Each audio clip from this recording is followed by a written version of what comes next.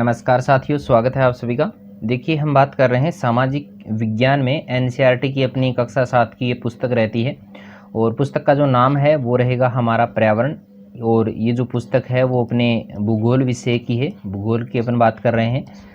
कक्षा 6 की अपन ने जो है पूरी भूगोल पढ़ ली है। उसका अगर आप देखना चाहते हैं पूरे क्लास 6 की जो भूगोल है उसको अगर आप देखना चाहते हैं तो अपने यूट्यूब चैनल पे क्लास 6 के नाम से जो है क्लास 6 एसएसटी के नाम से जो है एक प्लेलिस्ट बन रखी है। उस प्लेलिस्ट को जाके आप वहां से देख सकते हैं, सारे वीडियोज उसमें पड़े हुए हैं। ठीक है, एक एक पार्ट का उसमें दिया हुआ है। और कक्षा 7 की जो है वो भी यहाँ पे पूरी पूरी प्लेलिस्ट अपने बनी हुई है। एक एक पार्ट को लेकर अपन बात कर रहे हैं। आज अपना जो पार्ट रहेगा वो पार्ट नंबर 3 रहेगा। पार्ट का नाम रहेगा हमारी बदलती पृथ्वी। ठीक है, तो चलिए शुरू करते हैं आज की इस क्लास को।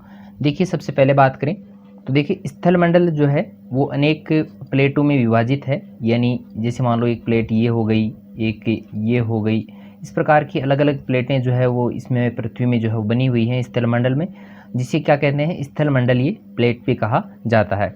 और ये प्लेटें जो है वो हमेशा धीमी धीमी गति से जो है वो चारों तरफ घूमती रहती हैं। कोई प्लेट की इधर, मान लो ये प्लेट है, ये प्लेट ऊपर की तरफ गति कर रही है, ये प्लेट इधर गति कर रही है या ये इधर गति कर रही है, तो इनमें गति जो है वो होती रहती है।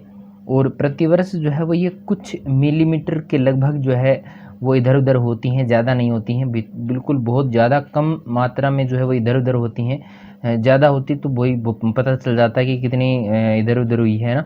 ज़्यादा नहीं होती, थोड़ी होती हैं। ठीक है, देखिए आगे कि ये पृथ्वी के अंदर पिघलते हुए मैग्मा में होने वाली गति के कारण होता है। इन प्लेटों के इधर उधर खिसकने का प्रमुख कारण क्या है कि मैग्मा में होने वाली गति, भाई पिघला हुआ जो मैग्मा है उसमें गति होती है, उसी के कारण ये जो प्लेटें हैं वो भी इधर उधर होती हैं। ठीक है, समझ में आया होगा। चलिए, और ये मैग्मा जो है एक वृत्तीय रूप में घूमता है। मैग्मा जो है वो इस प्रकार घूमता है, भाई एक वृत्त बनाता है, ये घूमते घूमते इस प्रकार ये घूमता रहता है और इसी घुमाव के कारण जो है ये प्लेटें जो है इधर उधर होती हैं। और प्लेट की इस गति के कारण पृथ्वी की सतह पर परिवर्तन होता है। पृथ्वी की सतह पर भी परिवर्तन होता है जब ये मैग्मा इधर उधर घूमता रहता है। घूमने के कारण जो प्लेट है उसमें गति होती है और गति होने के कारण पृथ्वी का जो ऊपरी भाग है उसमें भी परिवर्तन होता है। आगे देखिए कि पृथ्वी की गति को उन बलों के आधार पर विभाजित किया जाता है जिसके कारण ये गतियां उत्पन्न होती हैं। भाई उन बलों के आधार पर ही इनको विभाजित किया जाता है जिसके कारण ये गतियां उत्पन्न होती हैं। सबसे पहले बात की जाए, जो बल पृथ्वी के आंतरिक भाग में लगता है उसे कहते हैं अंतर्जनित बल। इसका अन्य नाम है endogenic force. Endogenic force, endo शब्द जो है वो बना है, एंडो का मतलब होता है अंतः और एक्सो का मतलब होता है बाह्य। देखिए, एंडो का मतलब क्या है, अंतः, और एक्सो का मतलब है बाह्य, प्लस जेनिक, जेनिक का मतलब होता है उत्पत्ति। उसी से क्या बना है, एंडोजेनिक और एक्सोजेनिक। ठीक है, तो चलिए, जो बल पृथ्वी की सतह पर उत्पन्न होते हैं उन्हें कहते हैं बहिर्जनिक बल, यानी एक्सोजेनिक फोर्स भी उसको कहा जाता है। ये शब्द दोनों की उत्पत्ति किस प्रकार हुई ये यहाँ पे दिया गया है। ठीक है, अंतर्जनिक बल कभी जो है आकस्मिक गति भी उत्पन्न करते हैं तो कभी कभी धीमी गति इनमें उत्पन्न होती है। तो भूकंप तथा ज्वालामुखी जैसी आकस्मिक गति के कारण पृथ्वी की सतह पर अत्यधिक हानि भी होती है। कई बार देखा होगा भूकंप आता है, ज्वालामुखी फूटता है, तो इनका कारण जो है वो मैग्मा है। मैग्मा जब गति करता है, प्लेटों में गति होती है जिसके कारण भूकंप और ज्वालामुखी आते हैं और ये बहिर्जनिक जो बल हैं उनके अंतर्गत आते हैं। आगे देखिए, पृथ्वी की गतियों की हम बात कर रहे थे। पृथ्वी की जो गतियां हैं वो दो प्रकार की हैं, एक है अंतर्जनिक बल और एक है बहिर्जनिक बल। तो देखिए, अंतर्जनिक बल जो होते हैं, एक तो होते हैं आकस्मिक बल और एक पटल विरूपण, यानी धीरे धीरे होने वाले जो बल हैं वो पटल विरूपण बल कहलाते हैं, जैसे प्लेटें इधर उधर खिसकती हैं धीरे धीरे। और बहिर्जनित बलों की बात करें तो इसमें एक अपर्दन आता है और एक निक्षेपण आता है, क्योंकि ये बाहर घटित होते हैं, इनमें आंतरिक कुछ भी नहीं होता। लेकिन जो भूकंप होता है वो आंतरिक जो मैग्मा वगैरह है, जो प्लेटें हैं, उनमें जब परिवर्तन आता है तब भूकंप आता है।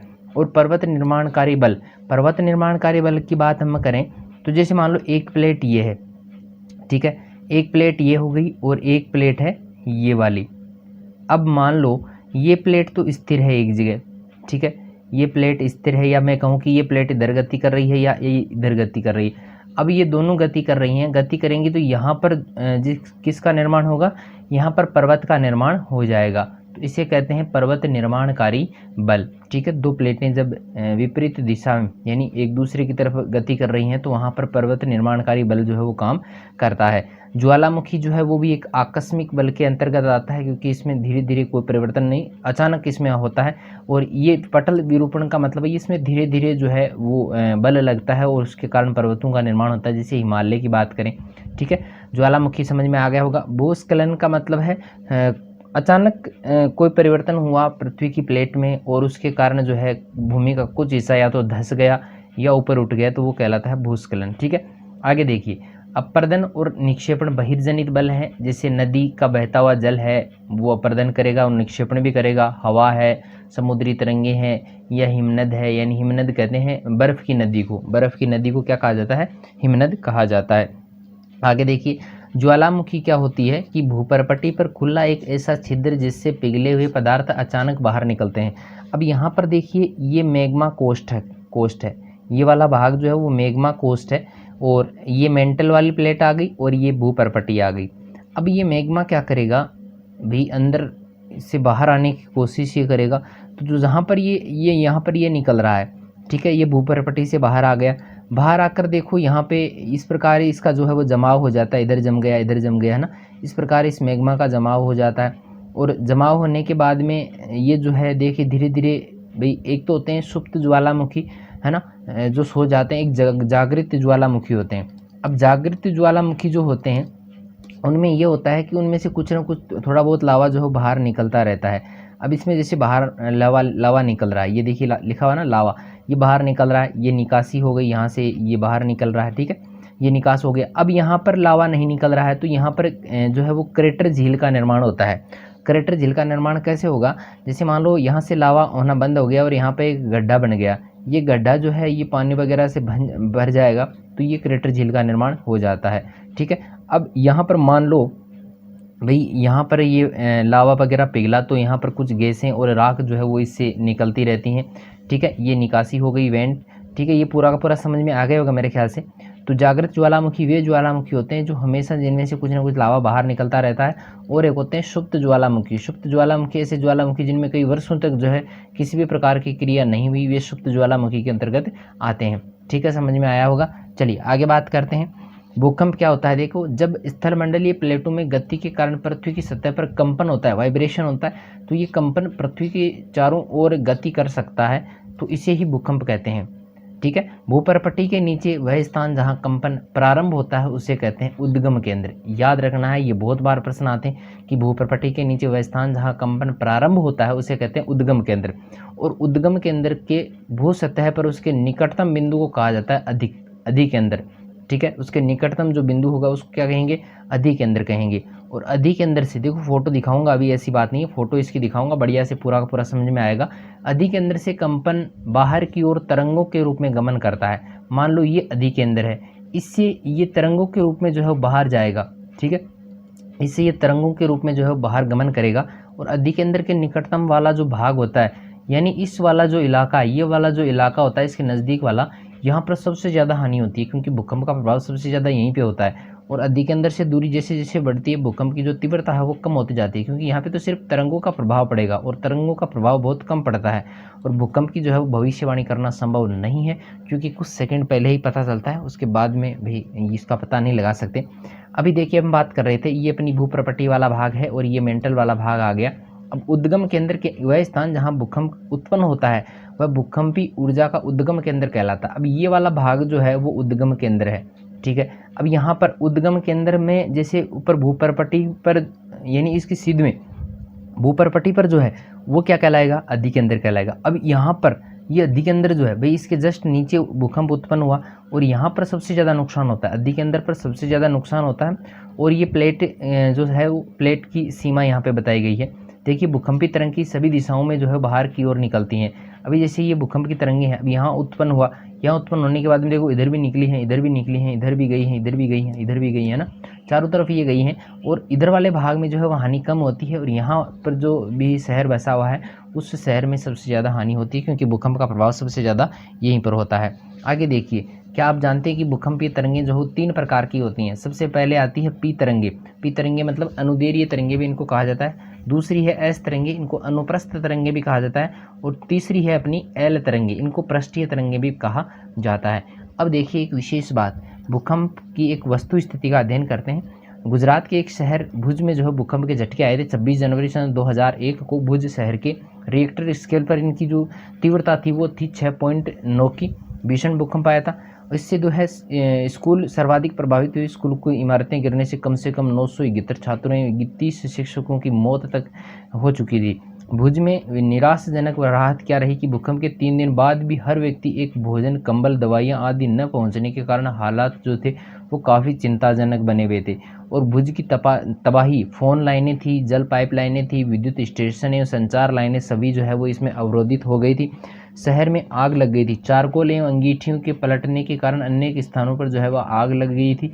छठा है कि भूकंप प्रभावित क्षेत्र में आपातकाल की घोषणा, राष्ट्रपति ने आपातकालीन स्थिति की घोषणा यहाँ पर की थी। सातवां है कि मुख्यमंत्री की केंद्र से अपील, गुजरात सरकार ने इस संकट का सामना करने के लिए केंद्र से वित्तीय सहायता की मांग भी की थी।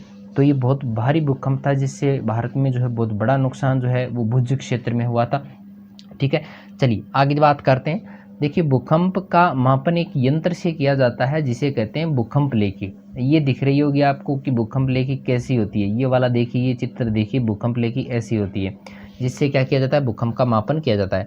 भूकंप की तीव्रता रिएक्टर स्केल द्वारा जो है उस पर मापी जाती है। जिस भूकंप की तीव्रता 2 या उससे कम है उसका कोई भी प्रभाव जो है नहीं होता है। और जिस भूकंप की तीव्रता 5 होती है वह वस्तुओं के गिरने से क्षति पहुंचा सकता है।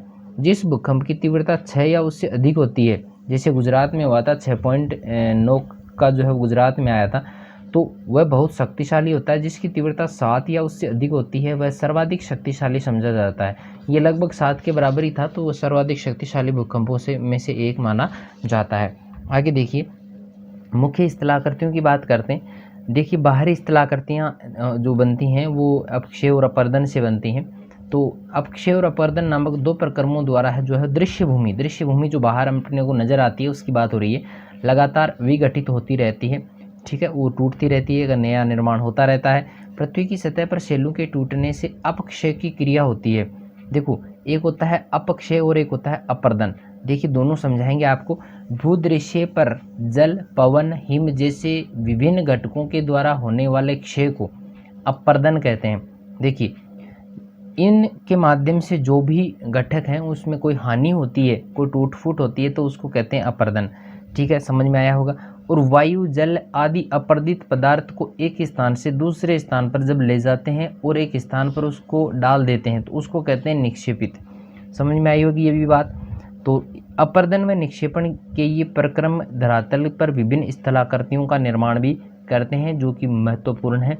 अपक्षय यानी किसी चीज़ का टूटना, है ना, अपक्षय की क्रिया होती है। पृथ्वी की शैलों, पहाड़ अगर टूटते हैं, पत्थर अगर टूटते हैं तो वो अपक्षय की क्रिया होती है। अपर्दन भी उसी के अंतर्गत आता है। ठीक है, चलिए अगला है कि नदी के कार्य क्या क्या होते हैं। तो नदी के जल से दृश्य भूमि का अपर्दन होता है। बिल्कुल, नदी के साथ भी जो है कई प्रकार के कंकड़ पत्थर कटकर एक स्थान से दूसरे स्थान पर चले जाते हैं। जब नदी किसी खड़े ढाल वाले स्थान से अत्यधिक कठोर शैल या खड़े ढाल वाली घाटी में गिरती है तो ये जलप्रपात बनती है। अब कोई पूछ ले कि जलप्रपात किसे कहते हैं, कि जब नदी किसी खड़े ढाल वाले स्थान से अत्यधिक कठोर शैल या खड़े ढाल वाली घाटी में गिरती है तो उसको क्या कहा जाता है, जलप्रपात कहा जाता है। और जब नदी मैदानी क्षेत्रों में प्रवेश करती है तो वह मोड़दार मार्ग पर बहने लगती है। नदी के इन्हीं मोड़ों को जो है वो क्या कहा जाता है, विसर्प कहा जाता है। भाई क्षेत्रों में, मैदानी क्षेत्रों में ये प्रवेश करती है, वहाँ पर ये टेढ़ी मेढ़ी चलती है तो इनको कहा जाता है ये विसर्प होते हैं। विसर्पों के किनारे लगातार जो है अपर्दन व निक्षेपण होता रहता है। अब ये नदी यहाँ से यहाँ जाएगी तो यहाँ पे अपर्दन व निक्षेपण यहाँ से कटाव भी करेगी, इसका कटाव भी करेगी, और यहाँ पर जो साथ में लेके आई है उसका निक्षेपण भी वो कर देगी। आगे देखिए, कठोर शैल जो है वो ये रहेगी। जल की शक्ति द्वारा काटे गए मृदुल शैल, कोमल जो शैल होते हैं वो कट जाते हैं। देखिए यहाँ पे भी ये कटा है, ये यहाँ पे गिरा है, गिरने से भी देखो यहाँ पे ये कटाव हुआ है, इस प्रकार रहा है। ठीक है, ये तो कटाव वगैरह होता है। अब देखो, बाढ़ का मैदान यहाँ पर है तो यहाँ पर देखिए ये तो तटबंध हो गया। नदी जो है वो इस प्रकार बहती है, कभी भी सीधी नहीं बहती है। अब इस प्रकार ये बहेगी तो ये जो मोड़ बना है, ये जो मोड़ बने हैं यहाँ पे देखिए कंकड़ पत्थर वगैरह यहाँ पे ये डाल दिए हैं, जो भी आया है निक्षेपण यहाँ पर जो है वो कर दिया है। ठीक है, अब ये जो मोड़ है इसको क्या जाता है, विसर्प, है ना, विसर्प इसको कहा जाता है। अब देखो, कई बार क्या होता है कि नदी जो है वो ये यहाँ पे इस प्रकार पहले ये बह रही थी, इस प्रकार ये पहले थी, लेकिन कुछ समय बाद में ये जो है इधर इस वाले भाग को तो छोड़ देती है और इधर इस प्रकार ये बहने लगती है। तो ये वाला जो यहाँ पर जो बनी उसको कहते हैं चाप झील। किस नाम से जानते हैं? चाप झील के नाम से जानते हैं। और यहाँ पर जो दलदल वगैरह रहता है वो तटबंध कहलाता है, जो इस नदी का जो है ये क्षेत्र माना जाता है। ठीक है, चलिए आगे बात करते हैं। विसर्प जो है, विसर्प लूप के सिरे जो है वो निकट आते जाते हैं धीरे धीरे, और समय के साथ विसर्प लूप नदी से कट जाती है और अलग एक झील बनाती है जिसे हम कहते हैं चाप झील। ये आपने चित्र में समझा भी होगा। यदि नदी अपने तटों से बाहर बहने लगती है तो बाढ़ आ जाती है, जिसके कारण नदी के तटों के निकट के क्षेत्रों में महीन मिट्टी व पदार्थों का निक्षेपण करती है, जिसे हम कहते हैं अवसाद।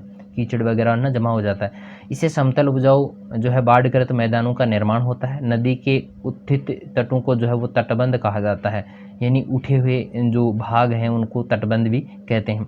समुद्र तक पहुँचते पहुँचते नदी का प्रवाह काफ़ी धीमा हो जाता है और नदी अनेक धाराओं में जो है विभाजित हो जाती है, जिसको कहा जाता है वितरिका। इसका भी चित्र आपको दिखाएंगे। तथा यह अपने साथ साथ जो है मलबे का निक्षेपण भी करती है। प्रत्येक वितरिका अपने मुहाने का निर्माण करती है। सभी मुहानों के अवसादों के संग्रह से डेल्टा का निर्माण भी होता है। तो ये देखिए, ये मुख्य नदी यहाँ से बह रही है। यहाँ पर जैसे ये समुद्र के पास में आती है, देखो यहाँ पे बट गई, ये वितरिका कहलाती है। यानी अलग अलग भागों में ये बट जाती है, तो ये वितरिका कहलाती है। ये नदी का मुहाना भी है। ठीक है, विश्व में हजारों छोटे छोटे जलप्रपात बने हुए हैं। सबसे ऊंचा जलप्रपात की बात की जाए, बहुत महत्वपूर्ण क्वेश्चन है कि दक्षिण अमेरिका के वेनेजुएला का एंजल जलप्रपात जो है वो सबसे ऊंचा जलप्रपात माना जाता है। अन्य जलप्रपातों की बात करें तो उत्तरी अमेरिका में कनाडा तथा संयुक्त राज्य अमेरिका की सीमा पर स्थित है नियाग्रा जलप्रपात।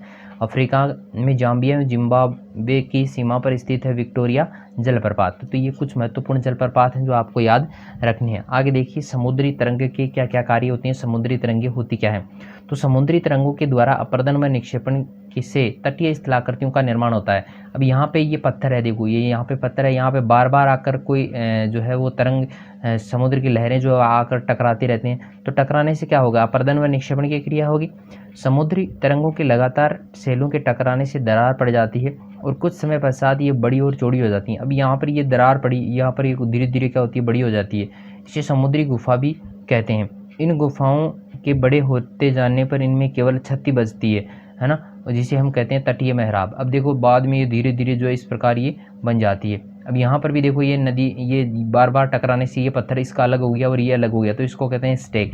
ठीक है, और ये यहाँ पर देखिए ये भी गुफा बनी है, तो इसको कहते हैं समुद्री गुफा। यानी ये छेद जब आर पार हो जाता है, सिर्फ छत बजती है, तब तो होगा तटीय मेहराब। और जब ये छेद होगा और चारों ओर इसके छत भी होगी और ये बंद रहेगा, पूरी गुफा रहेगी, तो इसको कहते हैं समुद्री गुफा। लगातार अपर्दन से छत भी टूट जाती है, केवल दीवारें ही बचती हैं, तो दीवारों जैसी इन आकृतियों को कहते हैं स्टेक। अब देखो इस पे तो छत भी नहीं बची भाई, यहाँ पे छत बचती तो ये तटीय मेहराब कहलाता, लेकिन ये छत भी नहीं बची तो ये बच गया, सिर्फ स्टेक बच गया। समुद्री जल के ऊपर लगभग ऊर्ध्वाधर उठे हुए ऊंचे शैलीय तटों को कहा जाता है समुद्र भृगु। यानी समुद्र जल के ऊपर लगभग ऊर्ध्वाधर खड़े हुए जो ऊंचे शैलीय तट होते हैं उनको कहते हैं समुद्री भृगु।